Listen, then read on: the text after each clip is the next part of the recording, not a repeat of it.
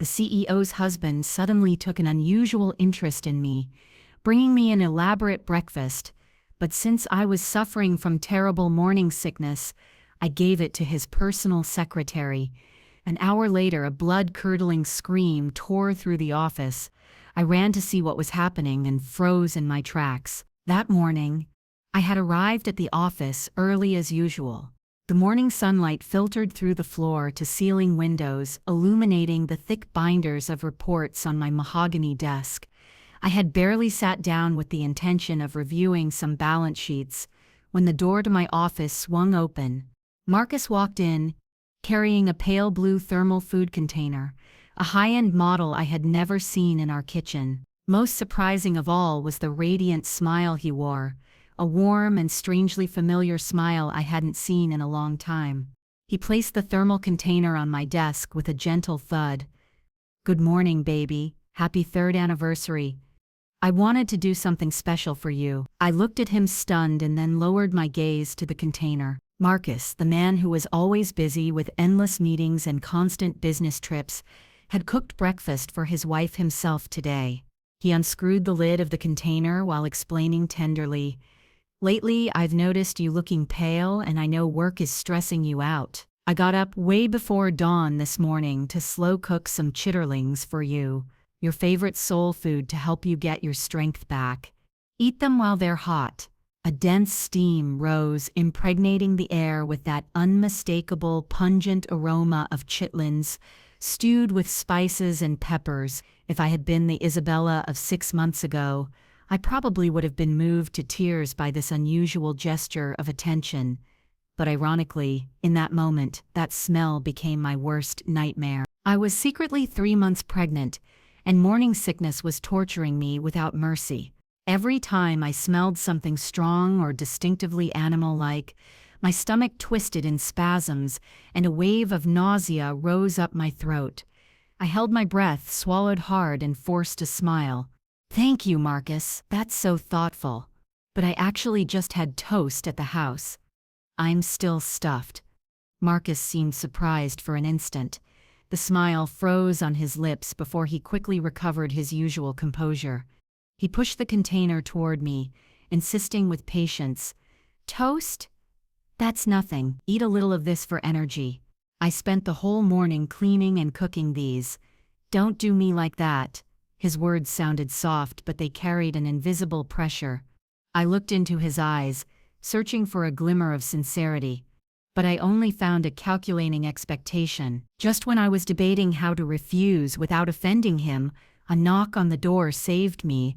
Jasmine, the new secretary hired 3 months ago, walked in with a stack of documents. She was wearing a tight pencil dress that accentuated her curves, and her face, carefully made up, radiated an air of seduction and ambition. She placed the documents on the desk, shot a flirtatious look at Marcus, and then at the container of chitlins, saying in a honeyed voice, "Oh, look at the director being so thoughtful, bringing Isabella something to build her strength up this early. You are so lucky, Isabella. With a husband who's a perfect 10 like this, nobody can compete." Marcus ignored her completely, looked at me to give a few final instructions, and left the office. In that moment, an idea struck me. I smiled and gently pushed the container toward her, my voice hiding a sarcasm that probably no one noticed at the time. "I just ate, and I'm absolutely full, and it would be a shame to waste Marcus's effort. Jasmine, have you had breakfast? If not, you eat it for me. The chitlins Marcus makes are delicious, and they're still steaming." Jasmine's eyes went wide with surprise, and then her expression shifted to one of jubilation, as if she had hit the lottery. She glanced at Marcus's retreating figure, checking for objections. Seeing he didn't oppose it, though he remained silent, with a slightly annoyed expression, she grabbed the container with enthusiasm. In a sugary tone, she said, "Well, if you insist, thank you so much, Isabella. I'll eat it all. Won't leave a drop. I'm sure anything the boss cooks is a meal fit for the gods." I watched Jasmine leave my office, hugging the container like it was a treasure, and I felt an immense relief at escaping the imminent heave. I tried to concentrate on work, turning the pages of financial reports, but the numbers danced before my eyes and my head spun. A sense of unease grew inside me like the heavy, dark sky that precedes a storm. I poured myself a glass of lukewarm water and took small sips to calm the baby moving inside me. 3 years of waiting, and finally, heaven had taken pity on me, granting me this little life. I promised myself I would take care of my health and not let negative thoughts affect my child. About an hour later, while I was absorbed in typing, a loud thud was heard from the common work area, as if something heavy had fallen to the floor. Immediately after, a blood-curdling scream ripped through the silence of the entire floor. It wasn't a common scream of fear, but one loaded with extreme, sharp, and horrifying pain. My heart shrank. A bad feeling washed over me. I jumped up and ran out of my office. The scene I found left me frozen. Jasmine was writhing on the floor next to her desk. The container of chitlins was overturned, its contents scattered everywhere. The penetrating smell of the stew mixed with the stench of vomit, creating an unbearable funk. Jasmine was clutching her belly tightly. Her beautiful face was now disfigured by pain, pale and drained of blood. Her eyes were rolling back and she was foaming at the mouth while her body convulsed uncontrollably like a seizure. But what terrified me most was that the lower part of her beige dress was slowly staining a deep crimson. It was blood, fresh blood flowing freely, soaking into the office carpet. Employees were running back and forth, panic-stricken. Screams and calls to 911 filled the air. I stood there, hands and legs trembling, a lump in my throat. What on earth was happening? Why was Jasmine like this? It was the bowl of chitlins I had given her.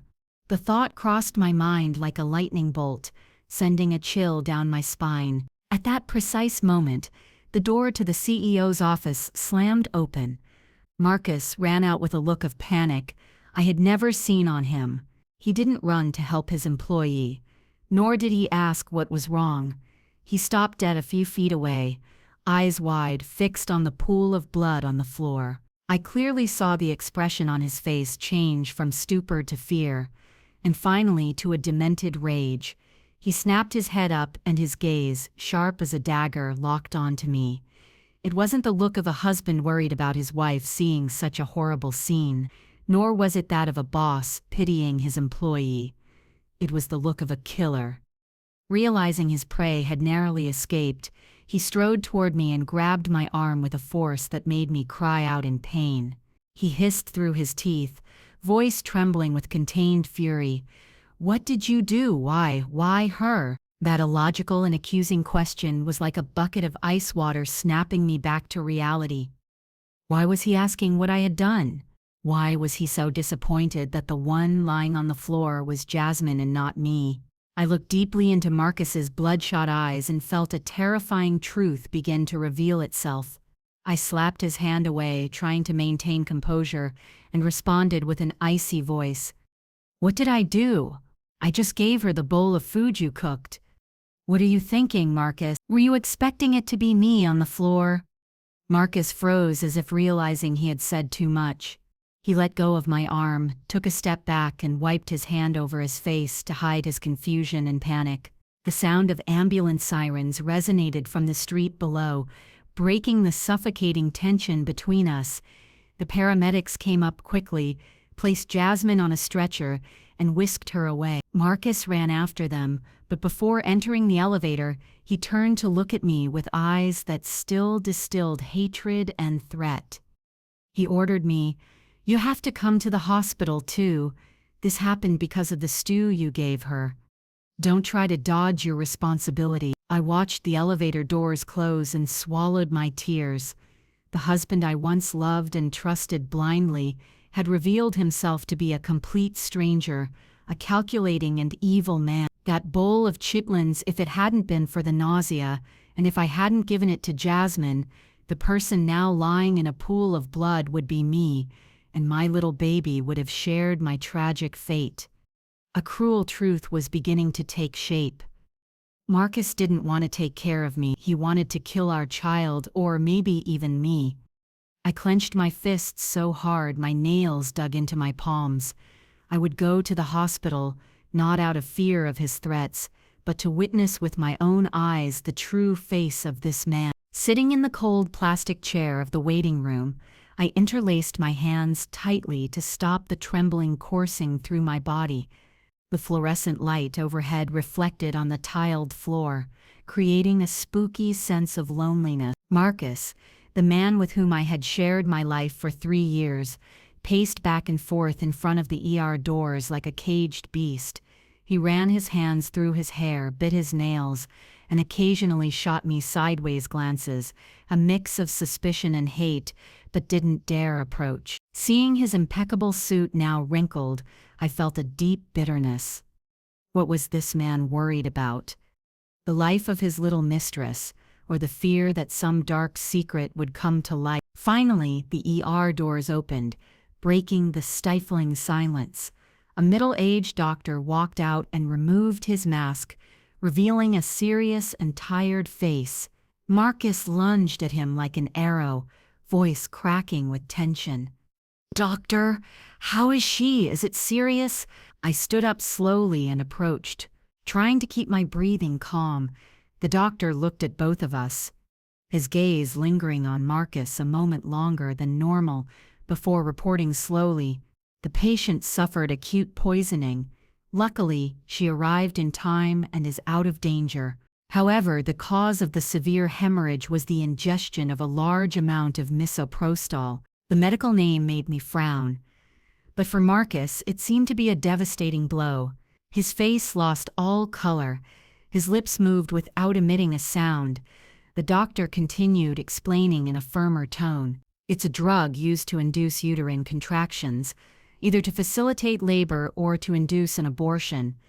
With the extremely high dose we found in her gastric contents, it is clear this is intentional poisoning, not simple food poisoning.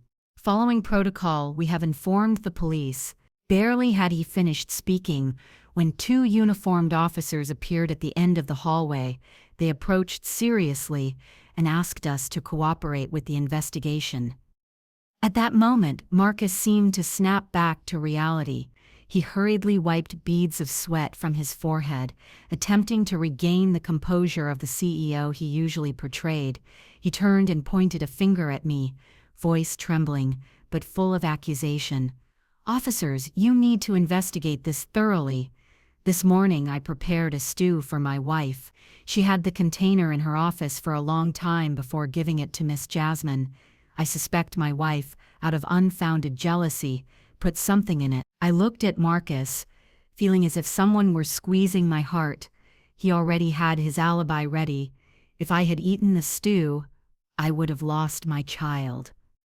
Since someone else ate it, he would blame me for poisoning. I took a deep breath, looked straight at the older officer, and said calmly, "I have no motive to do something like that.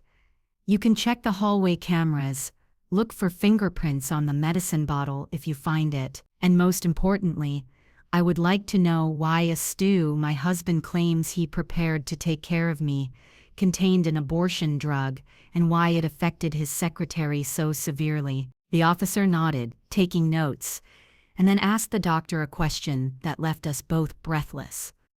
"Doctor, what is the specific condition of the victim? What consequences has the use of this drug had?" The doctor sighed, his voice turning grave and sorrowful. "The patient, Jasmine, was 6 weeks pregnant. Due to the massive dose of the drug, which caused extremely violent uterine contractions, we regret to inform you that the fetus could not survive." The world around me seemed to freeze. I heard Marcus let out a choked moan. His legs gave way and he collapsed into the waiting room chair. His face was unhinged, eyes wide open, staring into the void. So that was it. That young, beautiful secretary was carrying his child, and he himself, with his evil plan destined for his own wife, had unknowingly ended the life of his illegitimate child, whose existence he probably wasn't even aware of. Seeing his pitiful state, I felt no satisfaction, only a wave of disgust rising in my throat. The love he had professed to me or the passion he felt for his mistress, it all reduced to nothing in the face of his selfishness and cruelty. After receiving the shocking information from the doctor, the police officers decided to question Marcus and me separately, right there in the hospital. I was invited to sit in a quieter corner of the hallway across from the older officer, whose gaze was sharp but serene. He looked at me without judgment, almost with compassion, and asked kindly, "Ma'am, please relate in detail everything that happened from the moment you received the food container until the incident occurred. Try to be as precise as possible.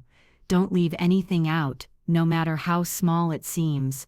I closed my eyes, rewinding the movie of that fateful morning.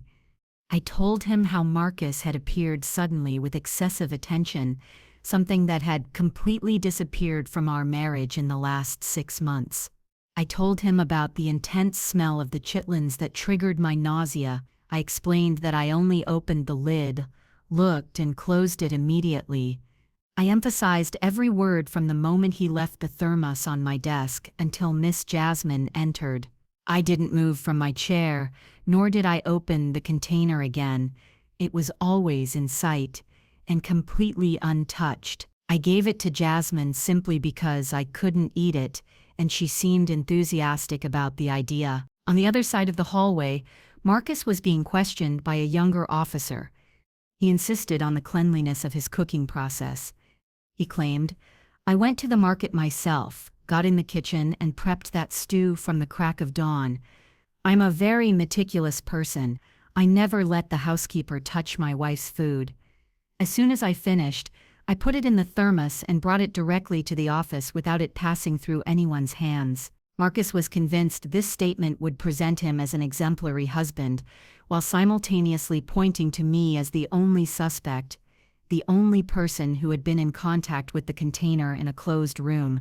But in his panic he had forgotten something fundamental. The more he insisted he was the only one who prepared everything, the more he put the noose around his own neck if it was proven the poison was already in the stew from the beginning. When the questioning session paused, the older officer approached his colleague, who was taking notes on Marcus's statement. They exchanged a few words in low voices, casting furtive and significant glances toward Marcus. Noticing this, he became even more nervous. He jumped up, raising his voice more than usual to hide his fear. "Investigate thoroughly. My wife has been very jealous lately. She's not right in the head. Who knows? Maybe she slipped the poison in when I left the office." I listened to every one of his cruel words. How painful!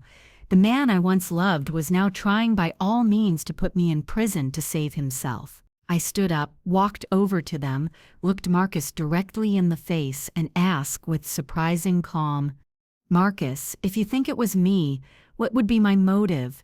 To kill your secretary? Or are you afraid they'll discover that stew wasn't for Jasmine, but for me?" Marcus started. His eyes darted nervously, avoiding my gaze. He stammered, "You? What nonsense are you talking about?" Time passed with agonizing slowness. Every minute of waiting for the lab results was mental torture. I remained seated in silence, hand resting gently on my belly, in an instinctive gesture to protect the little being caught in the eye of the hurricane. Finally, a forensic technician came out with the results in hand. He announced in a grave voice, "On the rim of the thermos and on the spoon we found fingerprints belonging to Mrs. Isabella and the victim, Jasmine, which matches the statements. However, the crucial point is that the toxic substance was completely dissolved in the stew, impregnating every piece of meat and juice. This proves the drug was added during cooking or immediately after, while the stew was still very hot and stirred in well, not simply sprinkled on top once the container was closed." This conclusion was like a bucket of ice water for Marcus, completely destroying the theory he had tried to construct to blame me. If I had added the drug upon receiving the thermos in the office, it wouldn't have dissolved so uniformly. Marcus's face changed color, passing from pale white to an ashy gray. He started rambling, losing control. "No, it can't be. Surely it was Jasmine who took the medicine. That's it. She was pregnant. She wanted an abortion and took the pill before eating. You have to investigate her. Don't accuse an innocent man. I looked at the pathetic scene of my husband, feeling a mix of laughter and pity. The man who was once my pride was now revealed as a coward, incapable of facing the consequences of his acts. I raised my voice, cutting off his ravings firmly. Marcus, stop kicking and screaming. If Jasmine took the medicine on her own, why was it also in the stew? Are you going to say she took it and then vomited into the thermos? Does your explanation sound logical? Marcus spun around abruptly, eyes bloodshot. Shut up. What do you know? You hate me. You want to destroy me, and that's why you staged this whole circus. It was you. You slipped it in secretly when I wasn't looking. His obstinacy made even the police officer shake their heads, weary. The lead officer closed his folder and looked at Marcus with glacial coldness. Mr. Dr. Marcus, your statement and the forensic results present many contradictions. We need you to accompany us to the station to clarify some matters. Furthermore, we will request the recordings from your car's dash cam and the security cameras in your home kitchen to verify the preparation process you described. Hearing the word cameras, Marcus jolted as if he had received an electric shock. I knew perfectly well we had a camera in the living room that pointed directly at the kitchen, and his luxury sedan had a camera recording all his trips. Those were the proofs that wouldn't lie. If he really added the drug to the stew, he undoubtedly would have left some trace. Marcus's gaze wavered violently. His initial confidence had vanished completely, giving way to the naked fear of a criminal before the bench. He knew the trap he had set for his wife was now closing around his own neck. I stood up, straightened my clothes, and looked at my despicable husband for the last time before they took him away. Marcus, you once said this stew was full of your roux. Now I understand that your love actually smells like poison. Luckily, fate wanted our child not to share the same luck as that poor baby. I left him standing there in the middle of the cold hospital hallway and walked away without looking back, silently thanking life for giving me a chance to survive and seek justice for myself and for the child I carried in my womb. Leaving the hospital, I didn't go home. I took a cab straight to the office. The sky was gray and leaden, with dark clouds swirling like an omen of a great storm, an exact reflection of my turbulent state of mind. Entering the building lobby, I felt curious stares and heard the whispers of the employees. The news of Jasmine's poisoning had spread like a virus. Rumors were of all kinds, but the most malicious was that of the jealous boss, who, finding out her secretary was pregnant by her husband, had tried to poison her to teach her a lesson. Hearing those inventions hurt like knives, but I knew I couldn't break down now. I had to be strong, stand firm to discover the truth and clear my name. I went directly to my office and slammed the door, isolating myself from the gossip outside. Shortly after, someone knocked gently. It was Nicole, my trusted assistant, who had been with me since the beginning of my career. She walked in with a worried face, but a look full of determination. She placed a flash drive on my desk and whispered, "Isabella, I did what you asked. I pulled all the security camera footage from the building and the parking garage for this morning. I found something very strange." I plugged the drive into my computer, and black and white images appeared on the screen. Nicole pointed to the timestamp.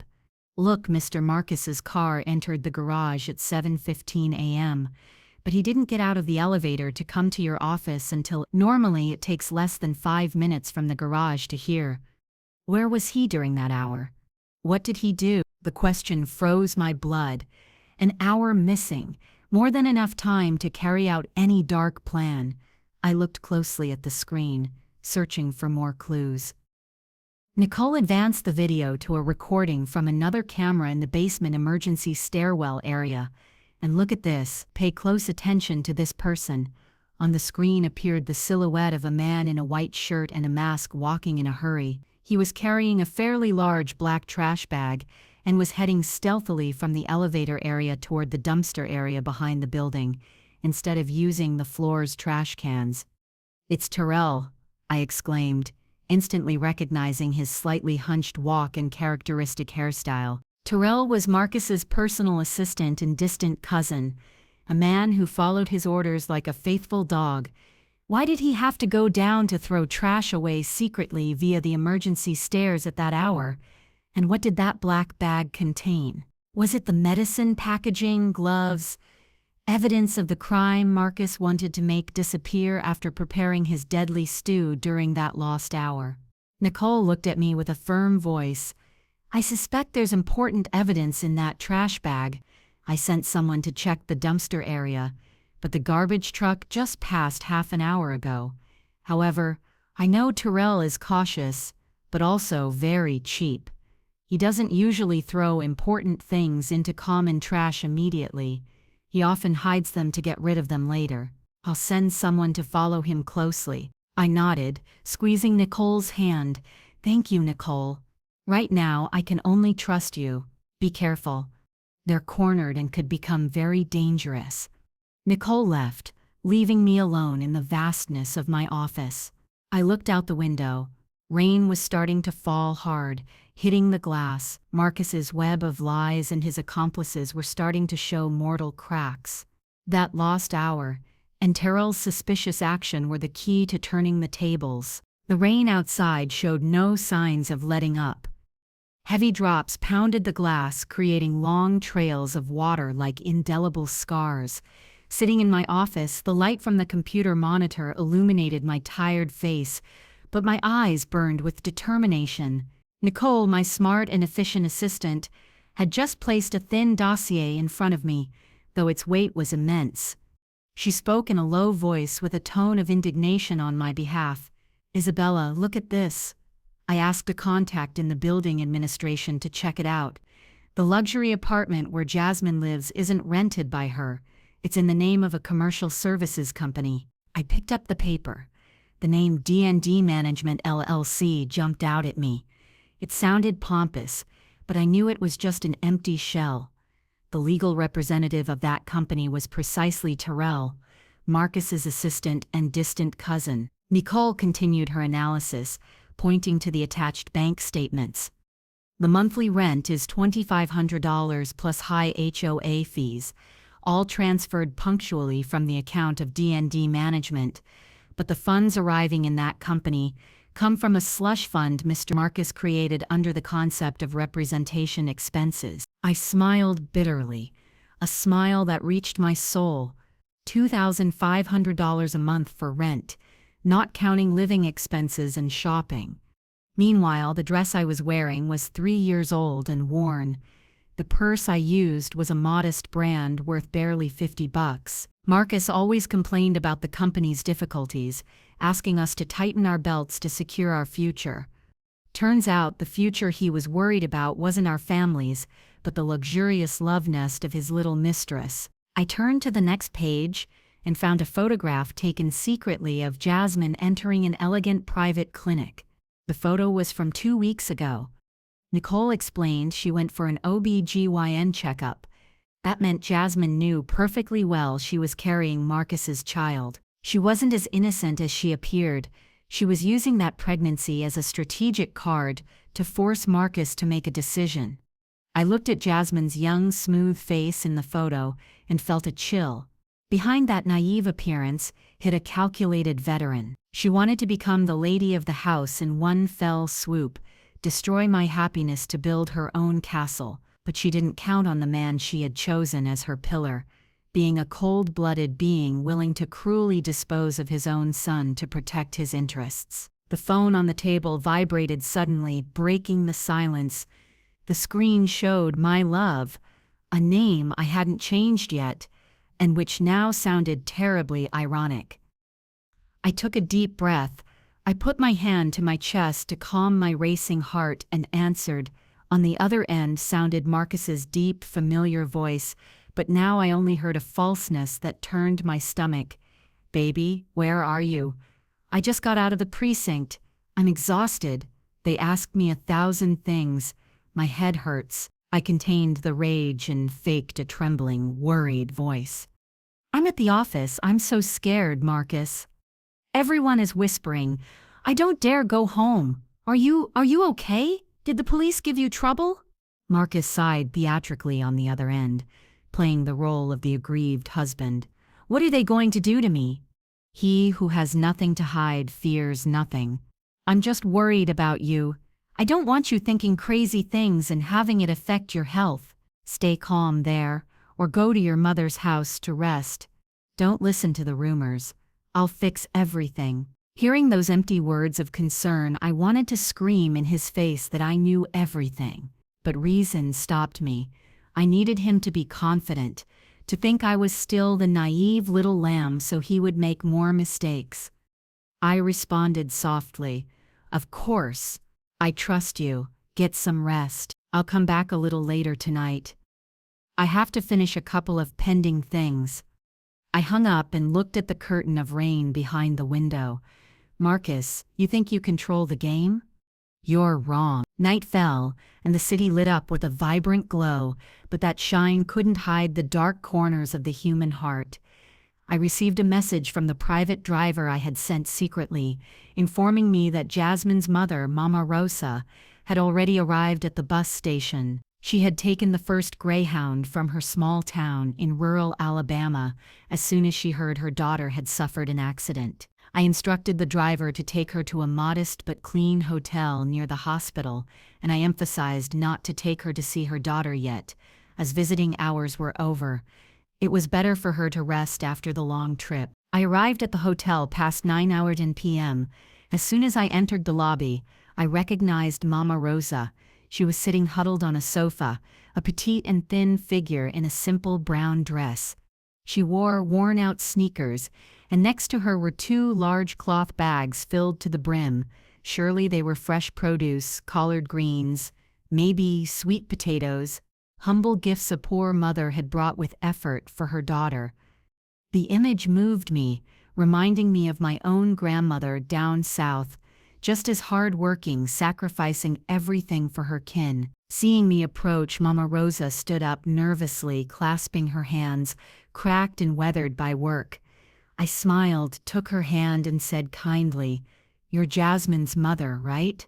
I'm Isabella, Jasmine's boss at the company. I knew you were coming and wanted to make sure you were okay, that you had eaten and had a place to rest. Mama Rosa's eyes filled with tears and her voice, thick with a heavy southern accent, trembled. You're my Jasmine's boss. Lord bless my soul. You are very good, child. I don't know what foolishness she must have done to end up like this. At home, she's a very good, hard-working girl, you know. I helped her sit down and poured her a glass of water. Seeing the love and pride in her eyes when talking about her daughter, I felt a knot in my stomach. She didn't know her good and hard-working daughter lived in a luxury apartment that she, working her whole life, couldn't even dream of, that she used designer bags whose value equaled her entire fortune.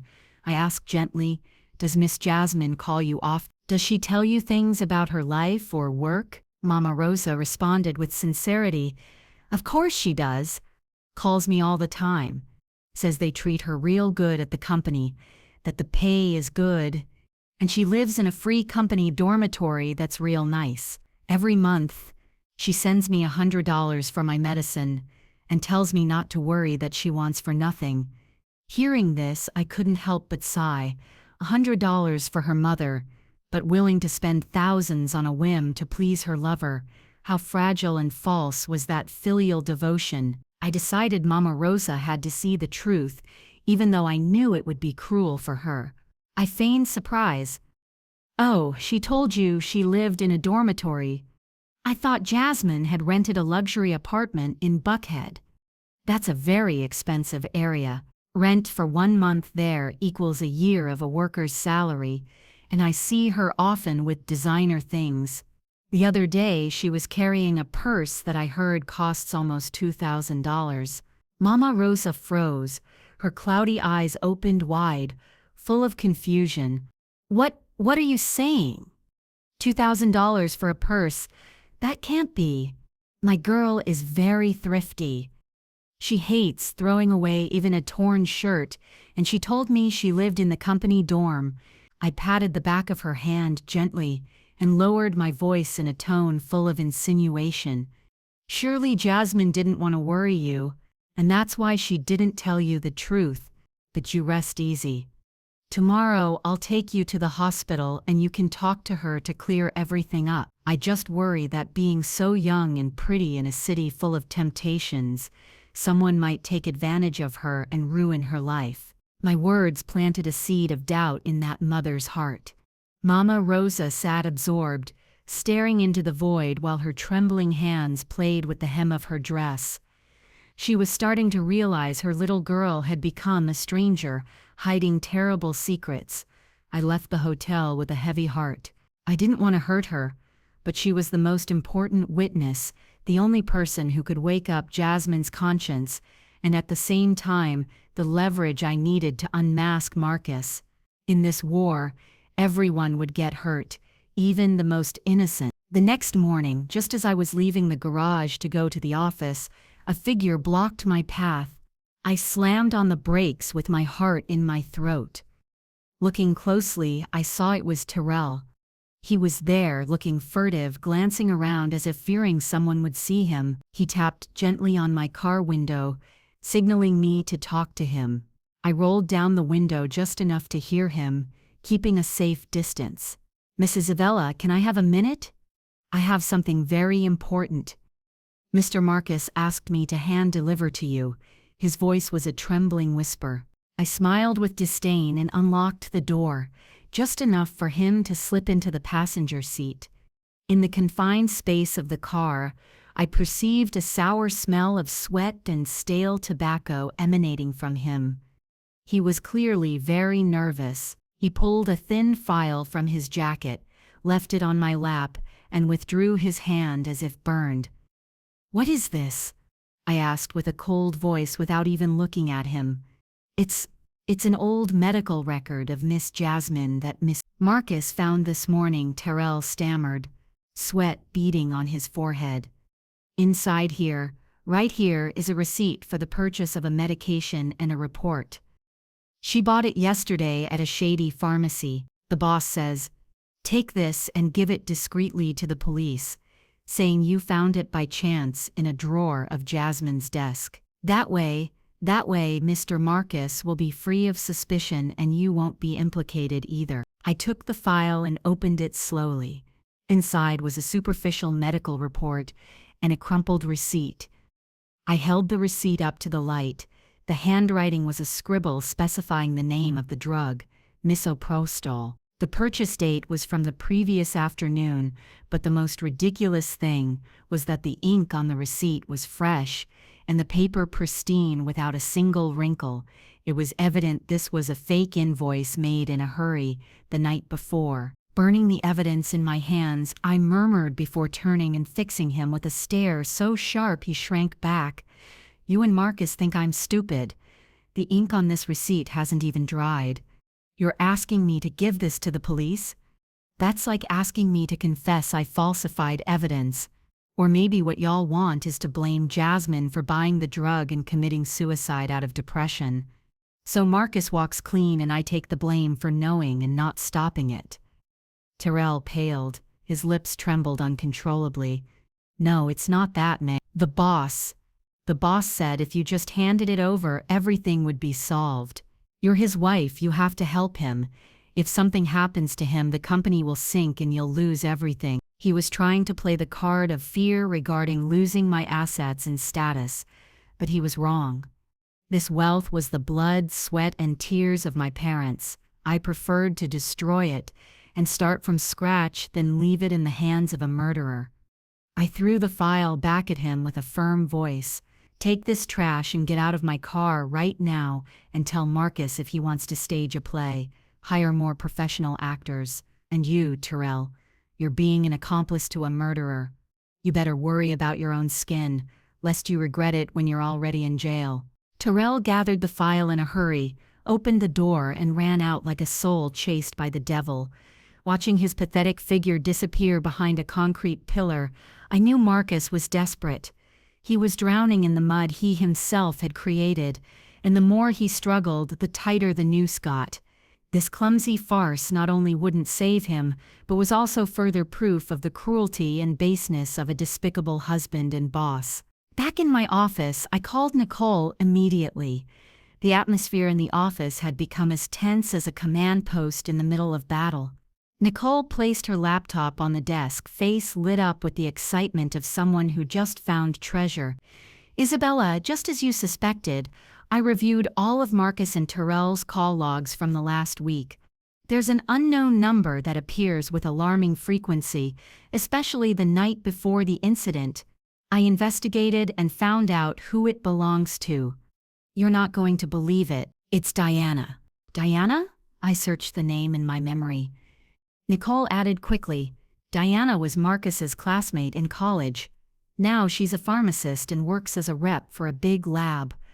According to some old girls from HR, she had a fling with Marcus back in the day, but they broke up when he married you. I didn't imagine they had reconnected. A pharmacist, an ex-girlfriend, and secret calls at night. All the loose pieces started fitting into a complete picture. Marcus couldn't buy that restricted drug himself for fear of being discovered, so he turned to Diana. Maybe he cajoled her with promises of money or rekindled old feelings to convince her to help." "Did you find any proof they met?" I asked, heart beating 1,000 miles an hour. Nicole nodded. Her fingers slid quickly across the keyboard. "Here it is." I hired a private investigator to pull security footage from the area near Tyrell's fake company. "Look at this corner of the screen." On the monitor appeared a black and white video of somewhat blurry quality, but sufficient to recognize the people. A family car stopped in a discreet corner. Tyrell got out and looked around. Shortly after, a tall woman with sunglasses approached. It was Diana. She handed Tyrell a small package wrapped in newspaper. He took it, pocketed it quickly, and both separated in a hurry. The date and time on the camera corresponded to the afternoon before the incident. "A small package wrapped in newspaper," I murmured without taking my eyes off the screen. "That's the poison. Diana is the one who provided the weapon to Marcus." I turned to Nicole with a steady gaze. "Nicole, this is the weakest link in their chain. Diana has an education, a stable job. She could do this for money or love, but I'm sure she's not a professional criminal. She'll be terrified if she finds out she runs the risk of going to jail for complicity in attempted murder." Nicole caught my drift instantly. "You mean we're going to pressure Diana psychologically?" I nodded with an icy smile. "Exactly. Marcus is trying to blame Jasmine, and it's very likely he also has a plan to blame Diana. If everything comes to light, he'll say she gave him the drug on her own, or tricked him saying it was a vitamin supplement. We have to get ahead of him. I'll meet with Diana and show her the dark future Marcus has prepared for her. Between going to jail for her old flame or testifying to get leniency, I trust Diana is smart enough to know which path to choose." The net was cast and the most important prey had been located. I knew the imminent meeting with Diana would be a game of mental chess, but I held the aces Marcus couldn't even imagine. The raw and brutal truth was about to come to light, and those who sow the wind will inevitably reap the whirlwind. The next morning, the sky was still covered by a gray blanket, as if about to unleash another storm over the city. I picked up Mama Rosa from the hotel and took her to the hospital to see her daughter. The elderly woman from the country still carried her old red plastic basket filled with yard eggs and fresh vegetables from her garden. "My Jasmine loves eggs from our chickens at home," she told me. "Says the city ones smell fishy and ain't as tasty." Listening to her shrank my heart. A mother's love is immense, like the ocean, but her daughter had traded that love for the vanity and luxury of the city. Entering the hospital room, the intense smell of disinfectant made Mama Rosa wrinkle her nose and hesitate before entering. Jasmine had been moved to a regular room. She lay in the white bed, pale and gaunt like a withered leaf. Seeing her mother, her eyes snapped open, and her dry lips barely managed to pronounce a weak "mama." Mama Rosa ran to the bed, left the basket on the floor, and grabbed her daughter's freezing hand while tears ran down her face. "My child, how did you end up like this? Why did this happen to you?" Jasmine turned her head, avoiding her mother's gaze, while tears of bitterness rolled down her cheeks. But Mama Rosa, with the instinct of a mother who has counted every penny, fixed her gaze on the bedside table. There, Jasmine's expensive designer bag rested next to a latest generation smartphone. The contrast between those luxury objects, the old basket on the floor, and her mother's worn clothes created a suffocating atmosphere. Mama Rosa pointed at the purse with a trembling finger, voice cracking. "That purse? Mrs. Isabella told me it cost $2,000. Where did you get the money to buy it? With what you earn, you barely make enough to send me a little something. How dare you waste money like that?" Jasmine, terrified, looked at me and then turned to her mother, denying everything. "It's not true, Mama. Isabella is wrong. It's a knockoff. It cost me $20 at the flea market. Don't listen to what people say." I was standing, leaning against the door, observing that clumsy performance in silence. I approached the bed slowly, put a hand on Jasmine's shoulder, and whispered in her ear with a low voice, but loaded with enough threat to instill atrocious fear. "You think Marcus is coming to see you? He's too busy trying to prove to the police that you are the one who bought the medicine. Whether this bag is real or fake, you and he know better than anyone. Stop lying to your mother." Jasmine froze, looking at me with eyes wide with panic. Fear took over her. She understood that I knew everything, and more importantly, that the man she had entrusted her life to was abandoning her like a useless object. Mama Rosa, seeing her daughter tremble, thought it was from pain and started massaging her hands, whispering words of comfort.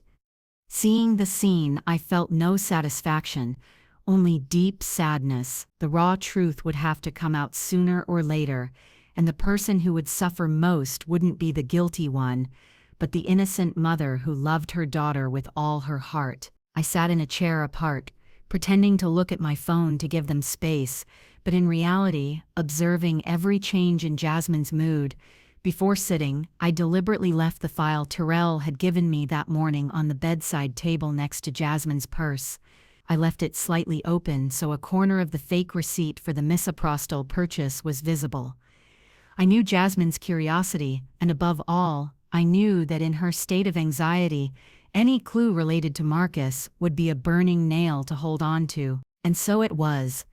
As soon as Mama Rosa turned around to pour water, Jasmine eyed the dossier secretly, grabbed it, and scanned it quickly. I saw her thin shoulders shake upon seeing the receipt with her name. Her face went from pale to wax white. She recognized the handwriting, the name of the drug, and most importantly, the dark intention behind that piece of paper. Marcus, the man who had promised her a future, was now falsifying evidence to make her the murderer of his own child. Blind faith collapsed in an instant, leaving behind an abyss of despair. At that moment, the door opened and the doctor entered with a nurse. He reviewed the chart and looked at Jasmine with compassion. The atmosphere became heavy. The doctor sighed and announced in a grave voice, "The family must prepare. Due to the overdose that caused severe contractions and prolonged hemorrhaging, the uterus has suffered severe damage. We have done everything possible, but her ability to be a mother in the future is practically nil." The news fell like a lightning bolt. Mama Rosa collapsed to the floor, crying inconsolably. "Lord Jesus, no. My daughter is so young. Why is heaven so cruel to her?" The old woman's crying was a heartbreaking wail. Jasmine, motionless in bed, stared at the ceiling with empty eyes, not shedding a tear. The pain had exceeded her capacity to feel. No child, no possibility of being a mother. Betrayed by her lover. Everything had collapsed at once, destroying her life. I approached to help lift Mama Rosa, heart shrinking. I looked at Jasmine and saw in her empty eyes the remains of her broken dreams. I leaned toward her again, and whispered with a cold voice full of bitterness, "You see, this is the price of stealing another woman's husband. The price of those luxury bags is very high. Not only has he snatched your child, but also your future as a mother. Do you still want to protect him?" Jasmine turned her head and looked at me. Her lips moved and in her eyes shone a deep hatred. I left the hospital with my soul in suspense and drove to the place I had agreed upon with Diana.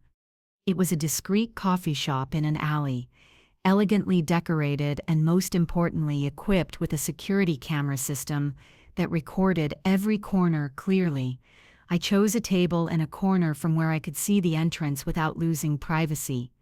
I stirred my orange juice, trying to calm my mind before the storm that was approaching. At the agreed time, Diana appeared. She entered with the sophisticated and haughty air of a successful woman.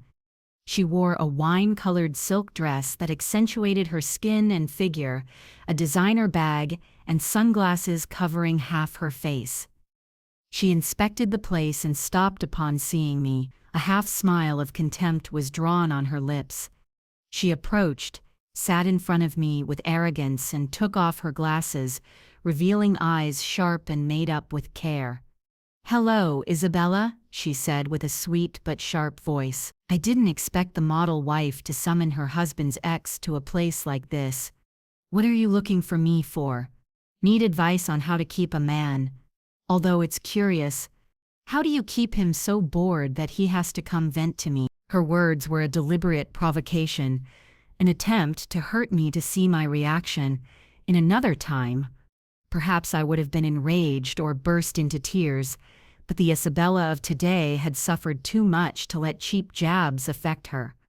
I looked at her calmly and smiled slightly. "Diana, I haven't called you to make a scene of jealousy or fight for a cheating man. A man like Marcus, I gift him to you if you want. I'm here to save you from an imminent disaster before you become a criminal." Diana let out a laugh that resonated in the silence of the shop. "You save me? That's a joke. What do you need to save me from? I have money, a career, freedom. Worry about yourself." Without arguing, I took out my phone and opened the photo the detective had obtained from the security camera. I slid it across the table, voice hardened. "Look closely at this. The day before yesterday afternoon, in an alley near Terrell's office, you met with him. The little package wrapped in newspaper you gave him. What was in it? Vitamins or misoprostol?" Diana's smile vanished instantly. She picked up the phone and stared at the photo with trembling hands. Her face changed color, and not even the thick layer of makeup could hide the panic in her eyes. The cigarette she was about to light fell onto the table. She looked up, voice breaking, having lost all confidence. "You, where did you get this?" "I was just giving Terrell some documents. Don't accuse me falsely." I looked her directly in the eyes, documents that need to be wrapped in newspaper and delivered secretly. "Diana, I know you're a pharmacist. You know better than anyone the regulations on restricted drugs. The police aren't stupid. As soon as they trace the origin of that batch, do you think you'll be able to escape?" Diana sank into her seat. Her initial arrogance had vanished, leaving only a terrified Kerman on the edge of the abyss. She knew I had her. It was time to deliver the coup de grace. I leaned back in my chair and lowered my voice to a tone that was both a threat and an offer. "Diana, do you think Marcus will protect you?" This morning he ordered Terrell to falsify evidence to blame Jasmine. "If the police get to him, what do you think he'll declare? He'll say that you, jealous and spurned, tricked him into buying poison to hurt his wife." Diana shuddered, eyes wide with horror. She knew Marcus's selfish nature too well. I continued my psychological attack. "You have money, beauty, a brilliant future. Do you want to exchange all that for a sentence for complicity in attempted murder? How much did Marcus promise you? 50,000? Or 100? Do you think that money will buy your freedom or dignity when you get out of jail with a criminal record?" Every question was a hammer blow to her mind. She covered her face and broke down crying, shoulders shaking with sobs. Her facade had collapsed, exposing her weakness and late regret. I don't want to go to jail, she sobbed. I just I just thought it was a normal abortion pill. Marcus told me his wife, meaning you, was pregnant by another man, and he wanted to get rid of the baby to get a divorce. I just wanted to help him and make some money. I smiled bitterly. For them, a child's life was nothing more than a means to an end. I leaned toward her. Now is not the time to cry. You only have one way out. Give me the proof that Marcus ordered it, the messages, the recordings of the calls. I will hand it to the police and ensure they understand you were deceived and used. You will become a witness, receive leniency, and have a chance to start over. Either you go to jail with Marcus, or you save yourself. You choose. Diana looked up, debating between fear and fragile hope. She bit her lip until it bled in an internal struggle that seemed to last an eternity. Finally, the instinct for survival won. She opened her designer bag, took out a small silver flash drive, and pushed it toward me as if it were burning coal. Here, everything is here, she said with a hoarse voice. Recordings of his calls asking for the drug, messages with the deposit transfer, even his promises that he would leave you to come back to me. Take it, please. Don't let me go to jail. I grabbed the flash drive and squeezed it in my hand. It was cold, but it contained enough fire to incinerate Marcus's career and life. I stood up and looked at Diana one last time with a mix of pity and warning. You chose well. Keep your mouth shut and wait to hear from me. And don't you even think about warning Marcus or you'll lose your last chance. The small flash drive in my hand weighed a ton. I knew it didn't just contain data, but the death sentence of my marriage. I didn't dare go home or stay at the office, so I drove to a friend detective's office, a place with the best soundproofing to face the truth. The room was dark, only lit by the bluish light of the computer monitor. The hum of the fan made me nervous. Inserting the flash drive, my hands shook so much I failed twice. A folder appeared with audio files and screenshots of messages meticulously organized by date by Diana. It was evident she had also prepared in case Marcus betrayed her. I clicked on the most recent recording from 3 days ago. My husband's voice, familiar and chilling, sounded through the speakers. It sounded cold and authoritative, very different from his usual serene tone. Diana, see what you can find. I need something strong, preferably colorless and odorless, to mix with food. My wife is nauseous. I want it to look like a spontaneous miscarriage, clean, so I can kick her out of the house without splitting the assets. That pregnancy is an obstacle. Understand? Every word was like a poisoned needle stabbing my ears and piercing my heart. I covered my mouth to keep from sobbing while hot tears rolled down my cheeks and fell onto my freezing hands. So the original target of that stew was me and the baby growing inside me. He didn't want to take care of me.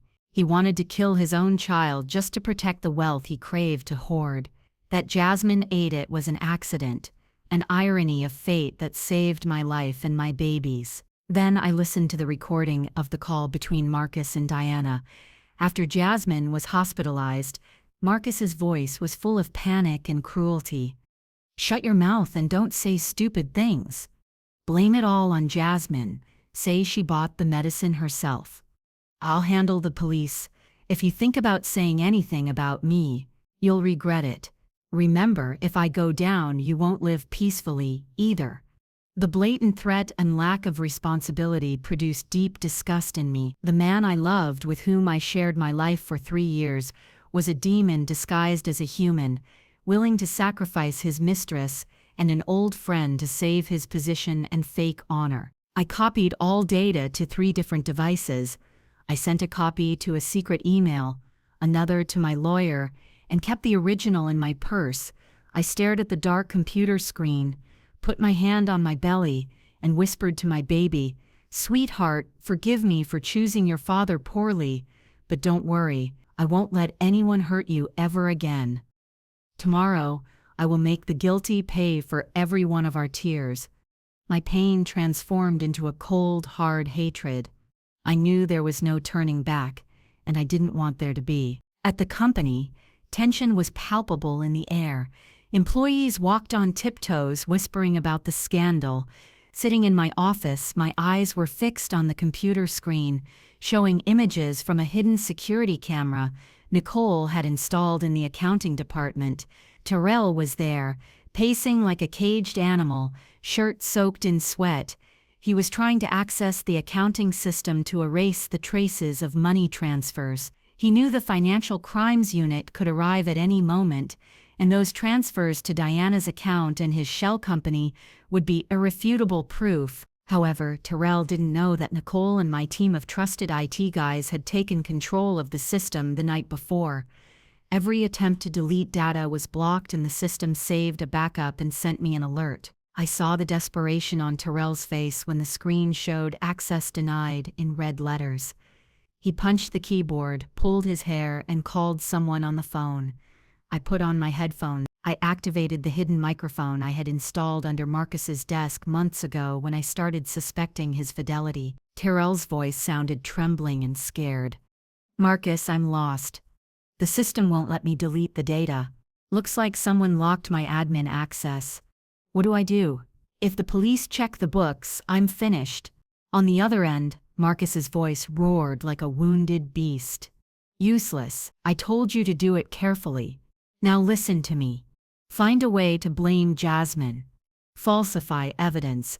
Create fake emails saying she suffered severe depression and wanted to commit suicide. You have to make people believe she was crazy. Understand? But Marcus, she just lost her child. Doing that would be very cruel." Terrell protested weakly. Marcus let out a frozen laugh that made me shudder. "Cruelty or jail. Choose. If you don't do it, I assure you you'll end up in prison next to Diana. Move." The call ended, leaving a terrifying silence. Terrell collapsed in his chair, covering his face with his hands. His shoulders shook. I took off the headphones, feeling absolute contempt, even at the last moment. Marcus showed no remorse. He kept trying to trample on others' pain to save himself, wanting to turn Jasmine, the victim of his betrayal, into a suicidal madwoman. The news that Marcus and Terrell were spreading the rumor that Jasmine had tried to commit suicide out of depression spread quickly through the company and of course reached Mama Rosa's ears. The humble woman from the country who had spent her life working the land transformed into a lioness defending her cub. She burst into the company lobby at lunch hour when it was full of people. She wore her worn clothes and old sneakers, but her face reflected uncontainable fury. Crying and shouting with a voice broken by pain, she clamored, "Where is that wretched director? Come out here. You deceived my daughter, ruined her life, and now accuse her of wanting to kill herself. God sees everything, and your punishment is coming." The security guards tried to stop her, but no one dared be rough with an old woman suffering like that. The crowd gathered, whispering and recording with their phones. Marcus had no choice but to come out. He stepped out of his private elevator, frowning, attempting to maintain a fake calm. He approached Mama Rosa and said in a low, threatening voice, "Ma'am, please calm down. Let's talk in my office. Don't make a scene here." Mama Rosa looked at him with bloodshot eyes and pointed her finger at him. "I ain't going nowhere. Whatever you gotta say it here so everyone can hear. You say my daughter wanted to kill herself. My child loves life. She was sending me money to fix up the house. Why would she want to die? It was you hypocrite, who drove her to this." Marcus paled and signaled Terrell to bring a bulging envelope. He shoved it into Mama Rosa's hand and whispered, "Here's $5,000. Take it for your expenses and take her back to the country. Don't make things harder for me. I'm a victim here too." From the mezzanine, I witnessed the whole scene with a shrinking heart. $5,000? Was that the price of dignity, health, and the future of a young woman? Mama Rosa opened the envelope. Seeing the bills, she let out a bitter laugh and suddenly threw them in Marcus's face. The bills flew through the air like dry leaves. "I'm poor, but I ain't selling my daughter's blood," she screamed with a wail that silenced the entire lobby. Your money is dirty. I'm going to report you. I'll report you to the end, even if I have to sell my house to give my daughter her honor back." Marcus stood paralyzed in the rain of money, red with humiliation and rage. The crowd started pointing at him, casting looks of contempt. In that moment, I knew Marcus had lost. He could buy many things with money, but not the pride of a mother who loves her child. The image of those bills falling would be an indelible stain on his life. After the scandal at the company, I went home at dusk. The enormous house was dark, cold as a tomb. I found Marcus in the living room, sitting on the sofa with a glass of whiskey in hand, staring into the void. Seeing me arrive, he didn't lift his head. "You're back," he said with a hoarse voice. "Quite a show today at the office. No, you must be satisfied seeing me humiliated by an old country woman in front of all the employees." I turned on the light. His face was gaunt and pale. I left my purse on the table and responded calmly, "I'm not satisfied, I'm sad. Sad that you let things go this far. Why did you give her money? That's like admitting your guilt." Marcus let out a bitter laugh and downed the whiskey in one gulp. "What do you know? In this world, what isn't fixed with money is fixed with a lot of money. That old woman is stupid. That's all." He went to the kitchen and returned with a glass of warm milk. He placed it in front of me, and his voice became strangely soft. "Forget the office. Drink. This will be good for you. I've noticed you looking very thin lately. I worry about you. It's imported milk. Very good for pregnant women." "Well, for women." The word pregnant froze my heart. Was he testing me or trying to poison me again? I looked at the steaming glass of milk as if it were a cup of venom. I picked it up, feeling the heat in my hands, and looked him directly in the eyes. "Marcus, remember the chitlins the other day? You also said they were to take care of me, and Jasmine almost died. This glass of milk, are you sure it only has milk?" His face changed. The smile vanished. He stepped back with a wavering gaze. "What? What are you saying? You suspect me? I'm your husband." I smiled bitterly, stood up and walked with the glass toward a potted plant in the corner of the room. Slowly, I poured all the milk into the soil under Marcus's stunned gaze. "I don't suspect you," I said with an icy voice. "I just fear it might agree with me as badly as it did Jasmine. The plant needs nutrients too. Let's see if it's still alive tomorrow." The sound of the glass hitting the table was dry and resounding. Marcus stared at me. In his eyes there was no longer falseness, but pure terror. He knew I knew everything. The charade of the happy marriage was over. That would be the longest night of our lives, because at dawn the real storm would unleash and sweep away the remains of our rotten marriage. The next morning I woke up earlier than usual and dressed with care in front of the mirror. Today wasn't just a shareholders' meeting, it was a funeral. The funeral of my 3-year marriage and the farewell to the traitors in my life. Entering the company, silence was almost absolute. Everyone seemed to feel the storm approaching. I went directly to the large boardroom where the shareholders and the board of directors were already gathered.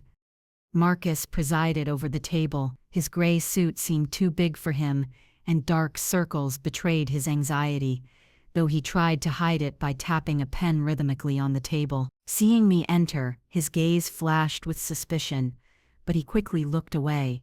He cleared his throat and signaled Terrell to start the meeting. The main topic was the approval of an eco-resort project, a project Marcus had presented as a golden opportunity, but which I knew was a cover to siphon funds from the company to his shell companies and empty the coffers before our divorce. Terrell presented the project with a trembling voice, sweating despite the air conditioning. Shareholders whispered. Some frowned at the implausible figures. When the time came to vote, Marcus stood up, trying to sound firm. "Gentlemen, this is a unique opportunity. I propose you trust the vision of this board and approve the resolution." Just as he was about to raise his hand to vote, I stood up slowly. The sound of my chair scraping the floor caught everyone's attention. I looked at Marcus steadily, and said with a calm but glacial voice, "One moment, Mr. CEO, fellow shareholders.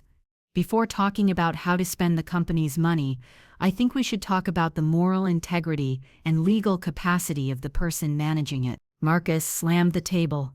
"Isabella, this is a strategic meeting, not a schoolyard to air your personal problems." I didn't flinch. Marcus, having an affair and a child outside of marriage is a personal matter. But using company money to maintain your mistress, creating shell companies to launder capital, and what is gravest, buying illegal substances to harm others, that is a legal matter that concerns the survival of this company. The shareholders present here have the right to know if their money is in the hands of a CEO or an alleged criminal. The room erupted in a murmur of astonishment. Marcus, pale, pointed at me, trembling, unable to articulate a word. Before he could react, I signaled Nicole to connect my laptop to the projector. The big screen behind Marcus lit up. First, the bank statements showing transfers to Jasmine's accounts and Terrell's company, figures of hundreds of thousands of dollars highlighted in red.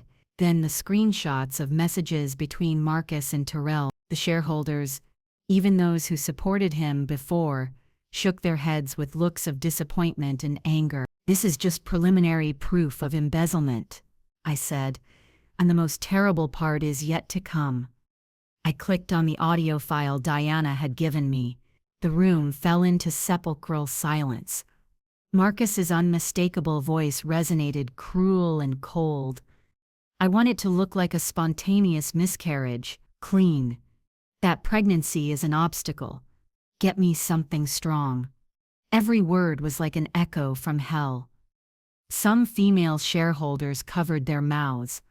Horrified, Marcus, crazed, tried to rip the projector cable out, screaming it was a setup. "Turn it off, it's fake." This woman manipulated my voice, but Nicole and 2 security guards I had prepared stopped him. Marcus struggled, desperate and pathetic. He turned toward Terrell, looking for help, but he had hidden under the table, shaking. I approached Marcus. "You say it's fake, and what about the toxicological analysis of the stew you prepared with your own hands and the statement from Diana, your ex whom you used to get the drug? No one set a trap for you, Marcus. Your own greed and evil dug your grave." I turned to the shareholders. "Gentlemen, I have all the evidence and witnesses. I have already sent copies to the police. I propose the immediate removal of Mr. Marcus as CEO to facilitate the investigation and protect the reputation of this company." A timid applause started and quickly turned into an ovation.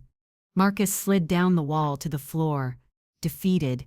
His career, his honor, everything had collapsed in a single morning. Just as the applause ceased, the doors to the room swung open. 2 officers from the police department entered, followed by Diana, face hidden behind sunglasses, and my lawyer. Diana's appearance was the coup de grace. Marcus looked at her incredulous. "Diana, what are you doing here?" An officer approached Marcus and said with a firm voice, "Marcus Thompson, you are under arrest for alleged assault and trafficking of harmful pharmaceutical substances." Meanwhile, another officer headed toward Terrell, who was curled up in a corner. Seeing the police, Terrell broke down crying, seized by panic. "I don't know anything. It was Marcus. He forced me to do everything, to falsify the papers, to get rid of the evidence. I was just following orders. I'll confess everything. Please leave me alone." Terrell's quick and cowardly betrayal left Marcus stunned. "You traitor," he hissed. But before he could say more, the metallic click of handcuffs silenced his words. The hands that had signed million-dollar contracts and caressed my hair were now trapped in cold metal rings. Passing by me, Marcus stopped. "Isabella, since when were you planning this? Why have you been so cruel?" "We were husband and wife." I looked at him, feeling nothing but an immense void. I approached and whispered in his ear, "Since you brought me that bowl of chitlins, since you tried to kill our child." "Me? Cruel?" Compared to trying to poison your wife and child, sending you to jail is practically an act of mercy. Goodbye, ex-husband." Marcus lowered his head and left the room with a hunched back, alone and pathetic. The door closed, but the echo of his arrest remained in everyone's mind. In the cold interrogation room at the precinct, Marcus, gaunt and suit wrinkled, faced irrefutable evidence. Diana and Terrell's statements, toxicological analyses, and audio recordings left no room for doubt. He crumbled, admitting buying the drug to hurt me and keep the assets. However, he insisted Jasmine's case was an accident, that he didn't know she was pregnant. "I swear I didn't know she was pregnant," he sobbed. "She told me she was on the pill. It was just a fling. I'm not stupid enough to let it have consequences. If I had known, I would have forced her to abort much sooner." His words were so cold and cruel that even the detective frowned. For Marcus, a child's life was nothing more than a problem to be eliminated. The detective slid a report across the table. "You say you didn't know, but science doesn't lie. This is the result of the fetus analysis. It confirms 99.99% that it was your biological son. And by the way, it was a boy." Marcus grabbed the paper, trembling, his eyes locked onto the words "paternity confirmed." "A boy, it was a boy," he murmured before banging his head against the table and letting out a scream of animal pain. He cried, but not out of regret, but for the loss of the male heir he craved so much. His family had always looked down on women, and one of the reasons he hated me was because he assumed my baby would be a girl. Behind the one-way mirror, I watched it all, feeling a chill. Even at his lowest moment, he only thought of himself and his backward ideas. Human life, even his own blood, meant nothing to him. Fortunately, that poor child didn't have to be born to call a man like him father. I turned around and left, thanking heaven for protecting my daughter. Jasmine was discharged a week later. Doctors told her she had saved her life, but could never be a mother. Since her luxury apartment was sealed by the investigation, Mama Rosa had to take her to a damp, narrow rental room on the outskirts. Before they returned to the country, I went to visit them. The smell of mold hit me at the door. In the tiny room, Jasmine sat in a corner with messy hair and empty eyes, a shadow of the elegant woman she was. Mama Rosa was packing old clothes into a cloth bag. Seeing me, she wiped her tears. "Miss Isabella, we're leaving. We don't want to bother you anymore." My daughter knows she did wrong. I looked at that woman, bent by the weight of life, and felt deep pity. A lifetime of sacrifices so her daughter would succeed, and the only thing she received in return was a daughter broken physically and spiritually. I left a thick envelope on a plastic table. Mama Rosa refused to take it. "No, please. That you didn't report her is already a blessing. This money weighs too much." I took her hands and put it in her palm. "Take it, please. It's not charity. It's her last paycheck, plus some help for the trip and medicines. Take care of her. Encourage her to start over. She has already paid a very high price for her mistake." Mama Rosa broke down crying. "How wretched I am! Why has my daughter had such bad luck? She let herself be fooled by a married man, and now she's destroyed. How am I going to look the neighbors in the face?" Jasmine also started sobbing in her corner without daring to look at me. Regret and shame consumed her. "Jasmine," I said with a serious but calm voice, "you lost a child, and the ability to be a mother is the greatest pain for a woman. But let this serve as a lesson. Never build your happiness on the pain of others, and never believe beauty can buy lasting happiness. Live with dignity to honor your mother. Don't let her cry for you again." A taxi was waiting for them. Mama Rosa helped Jasmine out. Jasmine looked at the city one last time with eyes full of tears. The place that was once her promised land was now the setting of her worst nightmare. I watched them drive away, hoping the peace of the country would heal her wounds, though I knew the scars would remain forever. After Marcus's arrest, the company was plunged into chaos. Employees were disoriented. partners suspicious, and stocks in free fall.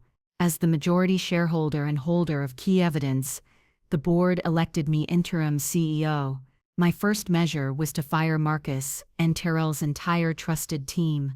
I wanted to clean the company of corruption and lead it with transparency and honesty. I organized a press conference, apologized publicly, and committed to floating the company.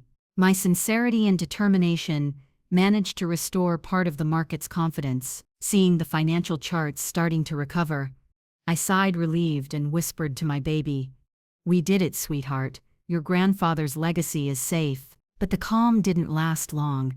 That afternoon, my mother-in-law, Mrs. Patricia, burst into my office, fuming, dressed in silks and jewelry.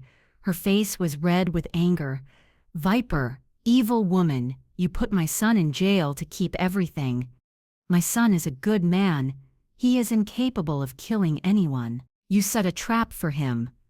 Calmly, I asked my secretary to leave and close the door. I looked at the woman I once called mother, now turned into a blind and cruel mother-in-law. I offered her a glass of water. "Calm down. You say your son is a good man, good enough to buy poison to kill his own grandchild." Mrs. Patricia was left speechless, but insisted, "Don't slander him. He didn't know the other one was pregnant. It was a mistake. Men are like that. As his wife, you should have been more understanding, not put him in jail. You have no heart." Her brazenness overwhelmed me. I grabbed my tablet and showed her the video of Marcus's confession and the recordings with Diana. I hit play. Her son's voice resonated clear and cruel. "I want it to look like a spontaneous miscarriage. That pregnancy is an obstacle." As she listened, Mrs. Patricia's face decomposed. She saw her perfect son revealed as a monster. When the video ended, she collapsed on the sofa, trembling. She couldn't believe the son she bragged about so much was capable of such atrocity. "Do you see now?" I said, voice softer but firm. "That stew was for me. If I had eaten it, the grandchild I carry in my womb wouldn't be here anymore. Not only did he want to kill his secretary's child, but ours too. Your grandchild. Do you still want to defend him?" Mrs. Patricia looked at my belly and then at me. The truth was too brutal. She covered her mouth and broke down crying, a cry of shame and regret. She stood up, wobbling, and left without daring to look at me. I saw her hunched back and felt pity. She was also a mother, but her blind love and misguided upbringing had contributed to this tragedy. A week later, I received a summon from my lawyer to visit Marcus in pretrial detention and finalize the divorce. With the lawsuit in hand, I crossed the cold doors of the jail. The air smelled of confinement and dampness. They took me to the visiting room, and I sat in front of a thick glass. Shortly after, they brought Marcus. I barely recognized him.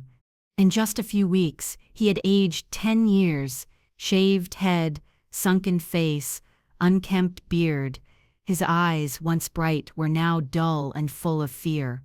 He wore a prisoner uniform that was too big. Seeing me, a glimmer of hope shone in his gaze. He leaned toward the intercom with a trembling voice. "Isabella, did you come to see me? I knew you still love me. Drop the charges, please. I made a mistake. I swear I'll change. Think of our 3 years together. Think of our child. A boy needs his father." I looked at him with a calm heart. His pleas, which before would have moved me, now seemed ridiculous. He used our son as a shield, the same son he tried to kill. I slid the divorce papers and a pen through the slot. "Sign. The love ended. The day you tried to poison me. And my son doesn't need a father who tried to kill his mother. You don't deserve to be a father." Marcus grabbed the paper, trembling. He looked at the words "divorce decree," and tears fell on the sheet. "Isabella, please. I don't want to lose everything. I'll start from scratch. I'll make it up to you. Don't be so cruel." I interrupted him with a firm voice. "Stop acting. You're not crying out of regret, but for the life luxury you lost. Sign now or I'll have to use the evidence of embezzlement. Then it won't be 12 years but 20. Hearing that, he stopped crying. He knew I wasn't joking. He grabbed the pen and signed with a handwriting shaky and crooked like his own life. I picked up the paper. Our marriage had ended with a signature in a cold visiting room. I stood up. Rehabilitate yourself. I hope when you get out, you learn to be a decent person. Goodbye forever. I turned around, leaving behind his weak and desperate screams. The iron door closed with a dull thud, separating two worlds, two destinies. I stepped out into the sunlight, blinding and bright. Finally, I was free. The trial was quick thanks to the solid evidence. Diana, as a cooperating witness, received a 2-year suspended prison sentence. But the price was high. Her pharmacist license was revoked forever and she was fired from her job. From a life of success and luxury, she went to unemployment and shame. She had to sell her condo and car to pay the fines. One night, I received a long message from her full of apologies and laments. I read it without emotion and deleted it. Her regret meant nothing to me. I chose to forget her like a speck of dust that irritates your eye and then disappears. My mother-in-law, Mrs. Patricia, didn't give up. She started slandering me, saying I was a harpy who had stolen everything from her son. I ignored her. One day, her lawyer came to my house demanding half my assets. I calmly reminded him of the prenup Marcus had signed and the evidence of his embezzlement. I warned him if he kept harassing me, I would sue for defamation. The lawyer left with his tail between his legs. 6 months later, on a night of torrential rain, I went into labor at the hospital while pain tore through me. I remembered that other day in that same hallway. That day was of terror and death. Today was of hope and life. After a difficult labor, my baby's cry filled the room. Congratulations, it's a girl, 7 pounds even, and she is beautiful, the midwife said. They put her on my chest. Tears of happiness welled up in my eyes. My daughter was here, safe and sound. I named her Hope, a simple name that enclosed all my wishes for her, a life of peace. A thought shuddered through me. If that morning hadn't been for the nausea, this sacred moment would never have existed. Fate, sometimes cruel, sometimes miraculous, had taken a life to save another. The day of the sentencing, I didn't go to court. I watched the news at home with Hope in my arms. Marcus was sentenced to 12 years in prison. On the screen, he looked like a broken man. I felt nothing seeing him, neither joy nor pity, just immense relief. My past closed with the judge's gavel. 2 years later, the company under my direction was flourishing. I was in my office on the 20th floor contemplating the city. Hope turned into a 2-year-old whirlwind ran into my arms. She was my engine, the cure for all my wounds. My phone rang. It was a message from Julian, a kind and respectful business partner who knew my story. Hi, Isabella, it's Julian. Do you and Hope feel like an excursion this weekend? I know a beautiful spot in the country. I read the message and smiled. I looked at my daughter playing happily. Happiness isn't a destination, but a journey. I had suffered, but I hadn't closed my heart because of it. I replied, "Thanks, Julian. We'd love to." I sent the message and hugged Hope. The sky was an intense blue, cloudless. The past had dissipated, giving way to the warm light of the present. After the storm, the sun always comes out.